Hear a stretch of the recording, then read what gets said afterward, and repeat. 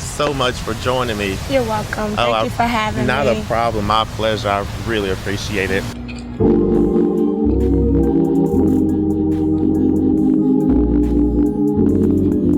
Nikki Ross Bellamy's family has now revealed the details of the celebration of life honoring the beloved gospel singer, giving fans a first look at when and where they will gather to remember a woman whose powerful voice and remarkable journey touched people far beyond her hometown of Houston, Texas.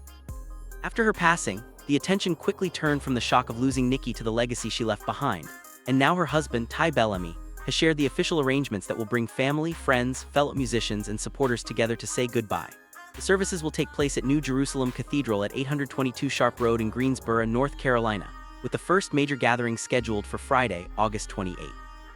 That evening, a celebration concert is planned from 7 to 9 p.m., creating an opportunity for the gospel community to honor Nikki through the kind of music that defined so much of her life. But the farewell will not end there. On Saturday, August 29, a viewing is scheduled from 11 a.m. until noon, followed immediately by a celebration of life beginning at 12 p.m. for those who knew Nikki personally. These moments will undoubtedly carry an emotional weight that goes far beyond a traditional ceremony, because Nikki was not simply a singer who performed on stages. She was a voice that became part of other people's lives, a musician whose gift allowed her to connect with audiences through gospel music, and a woman whose journey included years of dedication, faith, family, and perseverance. Her story becomes even more meaningful when you hear how she first found her way into the gospel music business. Music was already deeply rooted in Nikki's family. She explained that her father's side was the musical side of the family, with her father, grandfather, uncles, aunts, cousins, and other relatives all singing. In a family where music was already part of everyday life, Nikki became the person who wanted to take that gift further. She did not simply inherit a love of singing, she pursued it as a calling, and that calling eventually led her to some of the biggest names in gospel music. One of the most important chapters in her career was her time working with Kirk Franklin. Nikki said she had been with Kirk for years, describing the experience as wonderful and emphasizing how much the opportunity meant to her. But the way that opportunity began almost sounds like a story that could have gone completely differently. Nikki recalled receiving a phone call from an unknown number while she was at home preparing a meal for her children. Her kids were younger at the time, and the house was filled with the kind of chaos that comes with raising children. Then the phone rang. She answered, and the person on the other end identified himself as Kirk Franklin. Nikki did not believe him. Because the number was hidden, she assumed someone was joking with her, and in an unforgettable moment she actually hung up. The irony of that story becomes even greater when you realize that Nikki had been recommended to Kirk by people he trusted. One of those people was Myron Butler, a longtime friend of Nikki's who had connections to Kirk's musical world. Nikki described Myron almost like a brother and explained that he had knowledge of singers and their vocal abilities. Kirk was looking for a different sound, and Myron recommended Nikki as one of the sopranos who could help create it. Her brother Isaac also supported the recommendation, but there was another reason Nikki's name stood out. Kirk had previously heard her sing at a conference where he was scheduled to preach. Nikki had performed before he took the stage, and although she did not realize at first how significant that moment would become, Kirk remembered her. Later, when they spoke again, he connected her with the singer he had seen before. Nikki remembered how he described her and recognized that he was talking about the same person. That phone call eventually became a major turning point in her life. What makes the story especially emotional is that Nikki admitted she had almost given up singing before the opportunity arrived. She had reached a period of discouragement where she questioned whether she was doing what she was supposed to be doing. She felt as though she was not accomplishing what she needed to accomplish and had begun thinking about walking away from music.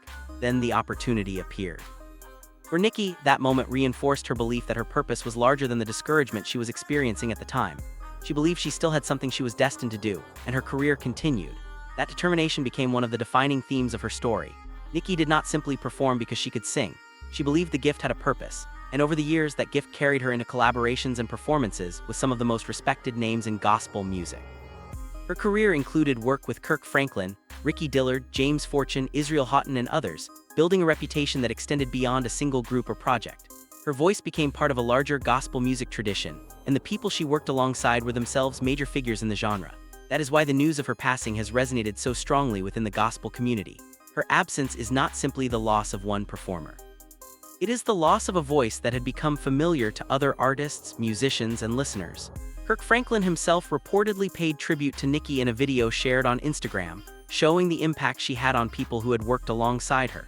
That tribute became another reminder that Nikki's influence was not limited to the audiences sitting in front of a stage. She had relationships with artists who knew her talent firsthand, and her presence mattered to the people who shared the music business with her. But perhaps the most important part of the story now is the way her family is choosing to honor her. The official arrangements shared by her husband, Ty Bellamy, provide a structure for a community that has been mourning and searching for a way to come together.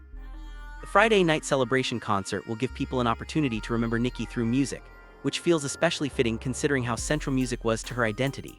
For someone whose life was built around gospel, a celebration centered on singing is more than a ceremony. It becomes a reflection of the very gift she spent her life sharing. Then on Saturday morning, the viewing will provide a quieter moment before the celebration of life begins at noon. Those hours will likely be filled with memories from different chapters of Nikki's life. From her childhood surrounded by musical relatives to the years she spent building her professional career, raising her children, collaborating with major gospel artists, and continuing to pursue the purpose she believed had been placed in her life. The arrangements also provide information for people who want to send flowers or make their own gesture of respect. According to the reference, flowers may be sent through the Haggate Funeral Service memorial page, which has been provided for those who want to honor Nikki and support her family. These practical details may seem small compared with the emotional impact of her passing, but for grieving families, every message, flower, prayer, and expression of support can become part of the healing process. And as people prepare to gather in Greensboro, there is another question that naturally emerges. What will Nikki be remembered for most? For some fans, the answer will be her voice. For others, it will be the years she spent singing alongside Kirk Franklin and other major gospel artists. Some will remember her as a mother, a wife, a relative, or a friend. And for those who knew her personally, the most important memories may have nothing to do with the stage at all. They may remember the person behind the microphone, the woman who could talk about her family with pride, the mother who was cooking for her children when one of the most important phone calls of her career came through, or the singer who nearly walked away from music but found the encouragement to continue. That detail about her children and the phone call with Kirk is particularly powerful because it captures Nikki at a moment when her professional future was still uncertain. She was not standing under bright lights waiting for an opportunity.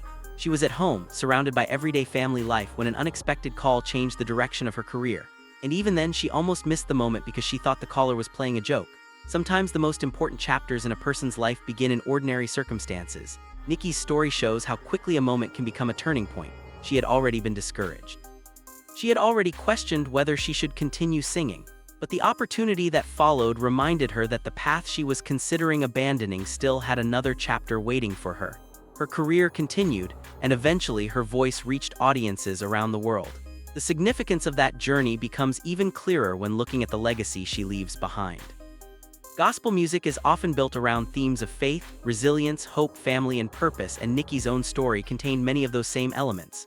She came from a family where music was part of the culture, struggled with discouragement, continued pursuing her calling, and eventually worked with artists whose names are recognized throughout the gospel community. Her talent did not exist in isolation. It became part of a network of musicians and singers who collectively shaped the sound of modern gospel music. That is why the upcoming celebration in Greensboro is expected to be more than a private farewell. It is a moment for a musical community to gather and acknowledge what Nikki contributed. The Friday night concert, in particular, carries a symbolic meaning because it allows the very art form she dedicated her life to become part of the tribute. Instead of remembering Nikki only through silence, those gathered will have the opportunity to remember her through the sound that defined her journey. Then Saturday's celebration of life will allow the focus to shift toward the person beyond the music. The woman behind the voice, the wife remembered by Ty Bellamy, the mother remembered by her children, the friend remembered by the people who knew her before and after the stages, recordings, tour, and collaborations. That distinction is important because celebrity can sometimes reduce a person to their most recognizable achievement. Nikki's story resists that reduction. Yes, she was an extraordinary gospel vocalist. Yes, she worked with major names. Yes, she created music that reached listeners. But she was also a person whose life contained uncertainty, discouragement, family responsibilities, and moments when she questioned whether she should continue. Those struggles make her eventual achievements feel even more meaningful. She kept going, and now the people who loved her are preparing to celebrate the life she built. There's also something deeply fitting about the fact that her family has chosen the word celebration of life. While grief will inevitably be present, the ceremony can also become a recognition of everything Nikki accomplished while she was here. Her career spanned decades, and her influence reached young singers who saw what was possible when someone committed fully to their gift. Her story demonstrates that success does not always arrive through a perfectly planned path. Sometimes it comes after disappointment. Sometimes it comes when someone is considering giving up. Sometimes it arrives through a phone call that you almost dismiss. These details may help fans who have been wondering how they can pay their respects. But ultimately, the most lasting tribute may not be a flower or a ceremony.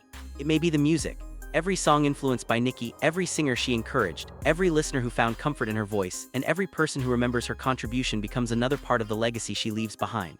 Her family will now face the difficult days ahead without her physical presence, but the memories surrounding her life will continue to bring people together.